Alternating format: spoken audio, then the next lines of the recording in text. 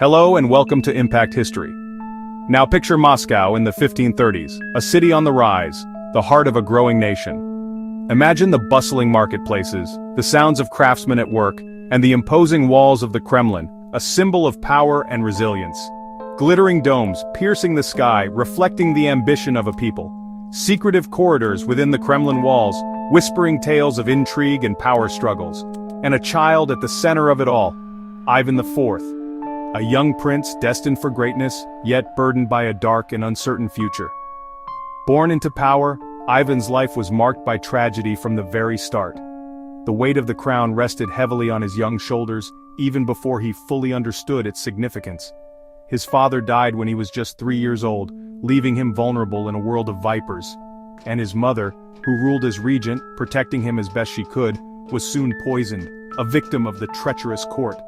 Orphaned and alone, Ivan became a pawn in a dangerous game, manipulated by the ruthless boyars, the powerful noble families vying for control.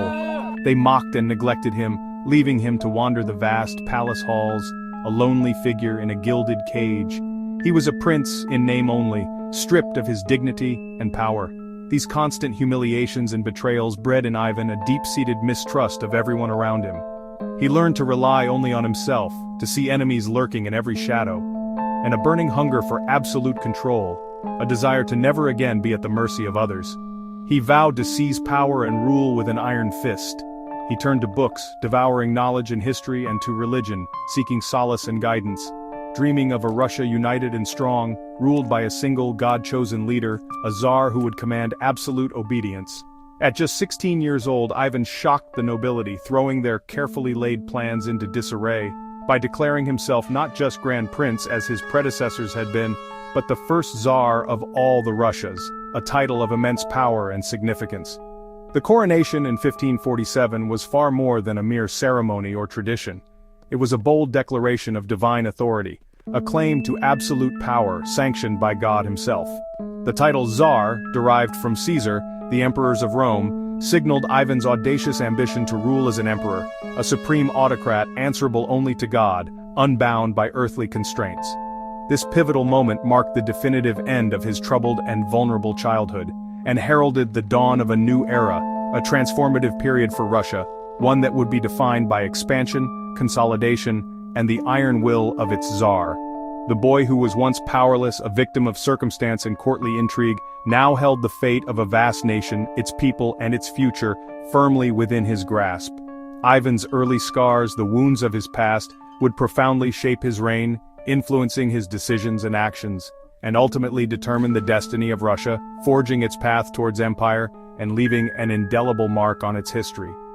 The age of the Tsar, with all its promise and peril, had officially begun.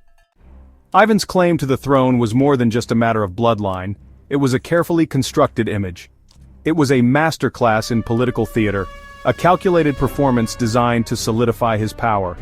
By having the Orthodox Church crown him, in a lavish and symbolic ceremony, Ivan boldly declared that his power came directly from God, not from the whims or consent of the boyars, the powerful noble class. This sacred legitimacy, this divinely ordained right to rule, made him nearly untouchable in the eyes of the people. Early in his reign, displaying a semblance of collaboration, Ivan worked with the chosen council, introducing sweeping reforms across the land, and embarking on a path of modernizing Russia, aiming to bring it in line with other European powers. But the deep-seated trauma of his youth, the years of neglect and abuse, lingered like a dark shadow. His relentless drive for power was deeply personal, rooted in a thirst for vengeance against those who had wronged him and his family. Paranoia began to take root and grew stronger with each passing year, especially after the sudden and tragic death of his beloved wife, Anastasia. He became convinced that she had been poisoned by his enemies, specifically the ever-scheming boyars. Her death shattered what little trust he had left in those around him, and effectively ended the era of reform and collaboration. Ivan's rule took a dark and irreversible turn, becoming increasingly ruthless, obsessed with identifying and crushing any and all opposition, real or perceived, to his absolute authority. The Tsar's authority transformed into an unyielding autocracy, brooking no dissent, and mercy vanished entirely from his court, replaced by fear and suspicion. Ivan's transformation from a promising reformer into a brutal and unpredictable tyrant was now complete. The seeds of terror sown in his troubled past had finally blossomed into full, horrifying bloom. Russia, scarred by his reign, would never be quite the same again. Ivan's answer to betrayal, real or perceived, was the Oprichnina. It was a drastic, unprecedented move, born from deep-seated paranoia and a thirst for absolute control. A state within a state, operating above the law and fueled by terror. It was a dark reflection of Ivan's own tormented psyche. He split Russia, carving out vast swaths of territory for himself, giving himself direct control over strategically important lands and resources. This new order was brutally enforced by his black-clad Oprichniki, a personal army of enforcers. These men unleashed unspeakable violence on anyone suspected of disloyalty, real or imagined, creating an atmosphere of constant fear. The Oprichnina was particularly devastating for the boyars, the traditional aristocracy, who were seen as a threat to Ivan's absolute power. The sacking of Novgorod, a once proud and independent city, was a brutal and terrifying warning. Defy the Tsar, and face complete and utter annihilation. No one, regardless of their status or history, was exempt from his wrath. For the vast majority of peasants already struggling to survive, life worsened considerably. New oppressive laws bound them ever tighter to the land, effectively enslaving them and laying the groundwork for centuries of brutal serfdom. Ivan demanded total obedience and subservience even from the church, which traditionally held a degree of independence. When the Metropolitan, the head of the Russian Orthodox Church, dared to oppose him, Ivan had him swiftly removed from his position, and it is widely believed that he was likely killed for his defiance. No one, regardless of their position or piety, was safe from the Tsar's unpredictable and often irrational wrath. Yet despite the internal turmoil and brutality, Ivan was also a relentless expansionist, driven by a desire to expand Russia's borders and influence.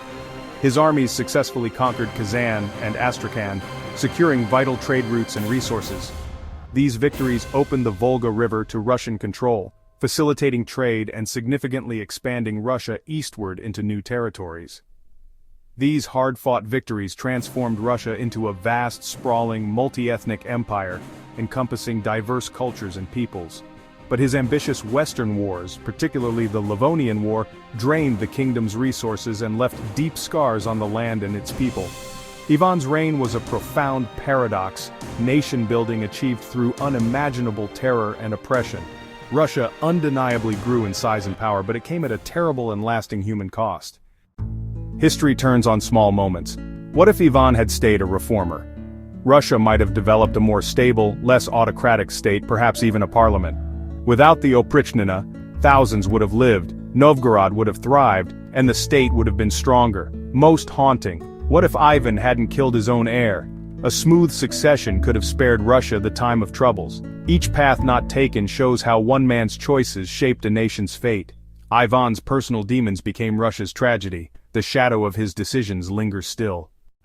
Ivan the Terrible's legacy is a study in contradiction. He built the Russian state, expanded its borders, and forged the idea of absolute autocracy. But he ruled through fear, leaving scars of violence and oppression. His Oprichnina set a precedent for state terror, and his laws deepened social divides. Later rulers would follow his model of unchallengeable power.